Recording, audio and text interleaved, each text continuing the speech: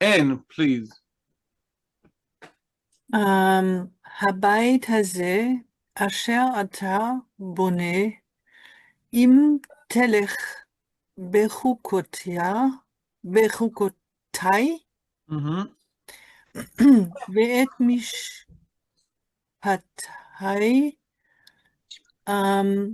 תעשה, ושמרת את כל מצוותיי. Right, you can see that the tzadi itself has the shiva.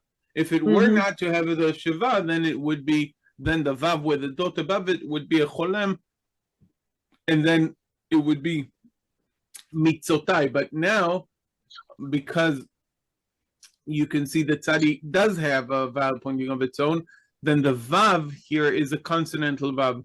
So mitzvotai. את כל מצוותיי ללכת בהם. More? Yeah. Yeah. Vahaqimoti את דברי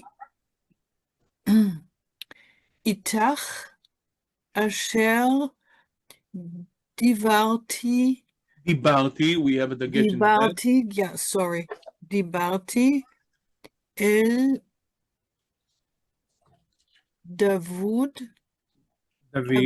David, right? Yeah, so David,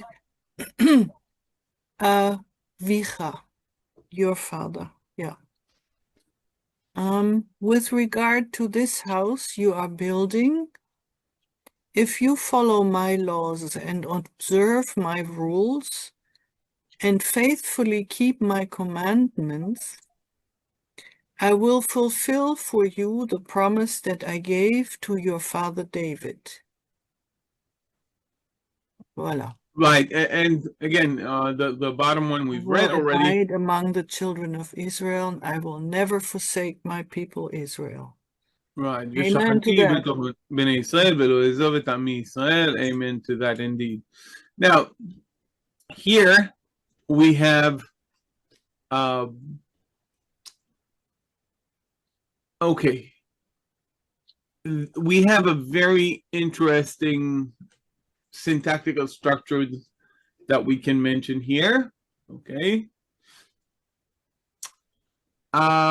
We have kind of a casus pendens. We have a structure of the sentence here.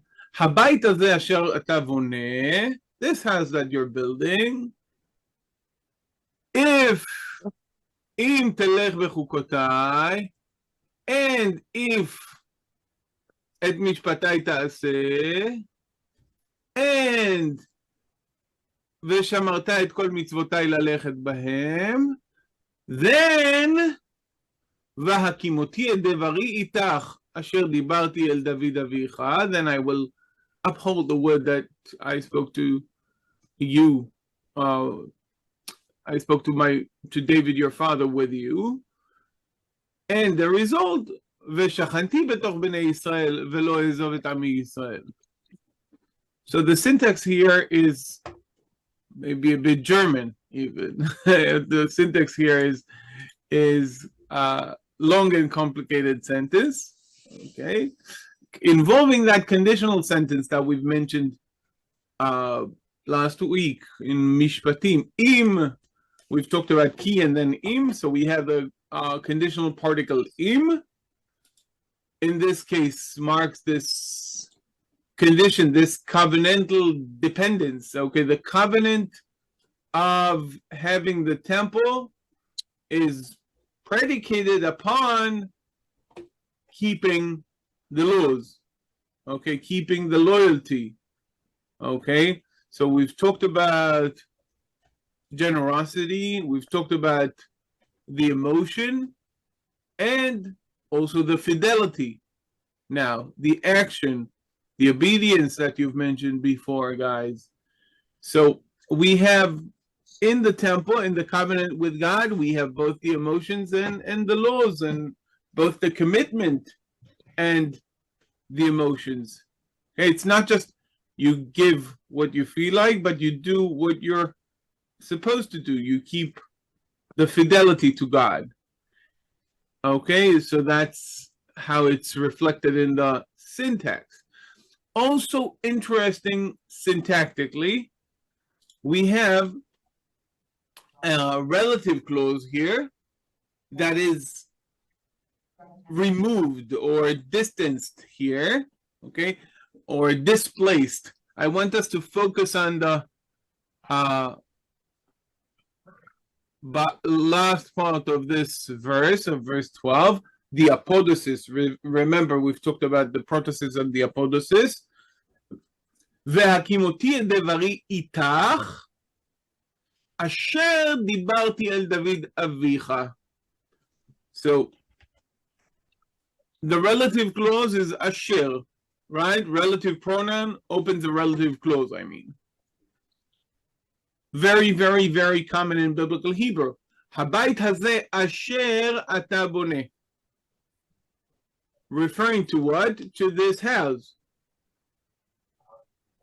Okay, so asher opens a relative clause that modifies the noun before it. This house which you're building. However, in Vahaqimoti et devari itach, the relative clause asher dibarti el David avicha refers to which noun, guys? Modifies which word?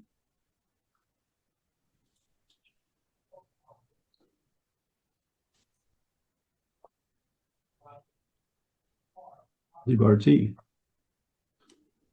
Not dibarti. Dibarti is the part of the relative clause that modifies a word in the first half of this sentence, of this line.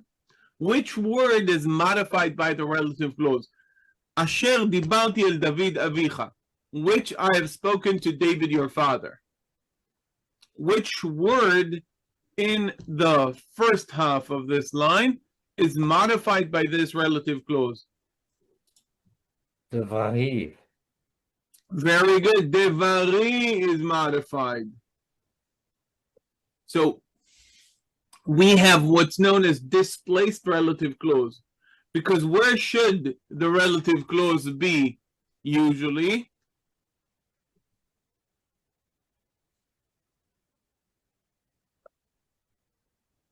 Immediately following.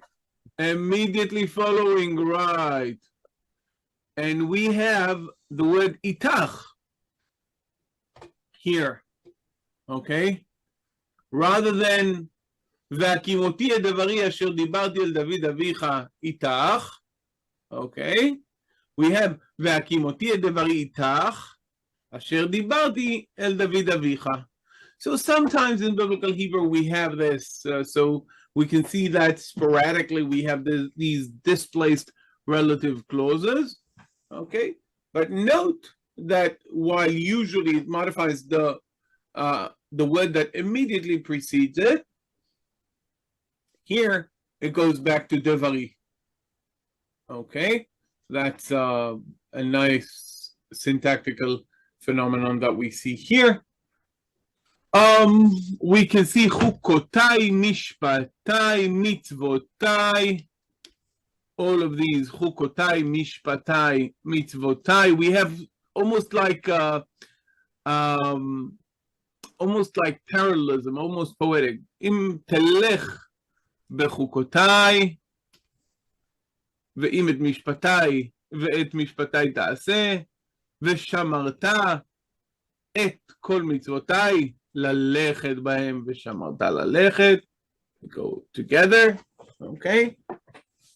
Then Vahaqimoti and so forth. So we have kind of a balance between these two lines by extending elements in the bottom one. Okay, we create three semicolons, if you were. So this is almost like poetic. אם תלך בחוקותיי ואת משפטיי תעשה ושמרת את כל מצוותיי ללכת בהם. So we have kind of development, especially with a third, with element number 3 here, extending it by adding the infinitive lalechet and bahem and so forth. Because think about it, all of the things that I've circled in line number 3 here are not completely required. Definitely, if we take off kol, okay, we take off et. So אם תלך בחוקותיי ואת משפטיי תעשה ושמרתם את מצוותיי והקימותי and so forth. But we want to keep the balance between the two lines, so we have kol, we have lalechet, and we have bahem, and now we have more of a balance between the two halves of this almost parallelism. Can you see that, guys? Very common in poetry, in biblical poetry, that you can extend certain lines to create balance, okay, by adding certain element, expanding the verb and so forth. Okay, we have a lot to deal with. We could talk about the morphology of halach im Tēlekh b'chukotai, very common verb. Hey lamed chaf, behaving like a Pe-Yod or Pe-Waw verbs, even though the first root letter is hey and not Yod or Vav.